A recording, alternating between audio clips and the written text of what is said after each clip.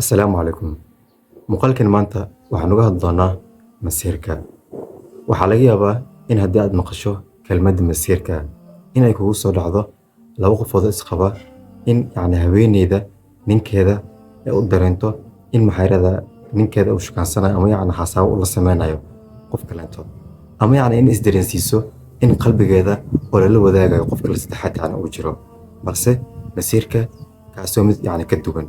Masiirku waa midkii Nabi Yuusuf calayhi salaatu wasalaam ee walaalihiisa ay ku rideen ceel, weliba ceelkaas oo mid mugdi ah, weliba ayagoo og in ceelkaasi riski uu imaan karo ama inuu ku dhiman karo, balse walaalihiisa waxay isdareensiiyeen in aabbahooda uu kaga jecel badan yahay Nabi Yuusuf calayhi salaatu wasalaam. Sidoo kaleeto waxay isdareensiiyeen in jacaylka ayaga uu qabo mid ka daran uu u qabo Nabi Yuusuf calayhi salaatu wasalaam.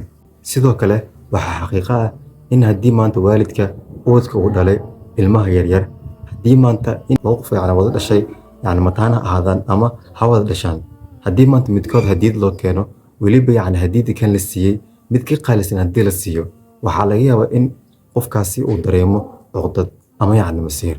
Ilaa heer xitaa waxaa la sheegay haddii mustaqbalka dambe ay weynaadaan, waxaa sababi karta in ay kala goostaan, inaysan xitaa loo maleeyo ilaa heer loo maleeyo inaysan wada dhashanin.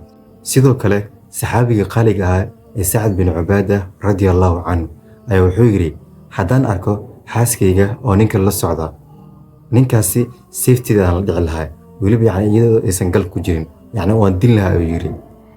Intaas kadib hadalkii ayaa waxaa la gaarsiiyey Nabiga calayhi salaatu wasalaam. Markaas wuxuu yiri, Allahn ku dhaartay, ma waxaad la yaabantihiin hadalka uu yiri Sacad bin Cubaada. Markaas wuxuu yiri, Allahn ku dhaartay, Sacad aniga ayaa ka masiir badan, anigana Allah subxaanahu wa tacaala iga sii masiir badan. Sidoo kale waxaad ogaataa haddaad aragto qof aan ku masiirin, waa ruux dan iyo xaajab aan ka lahayn nolosha. Assalaamu calaykum.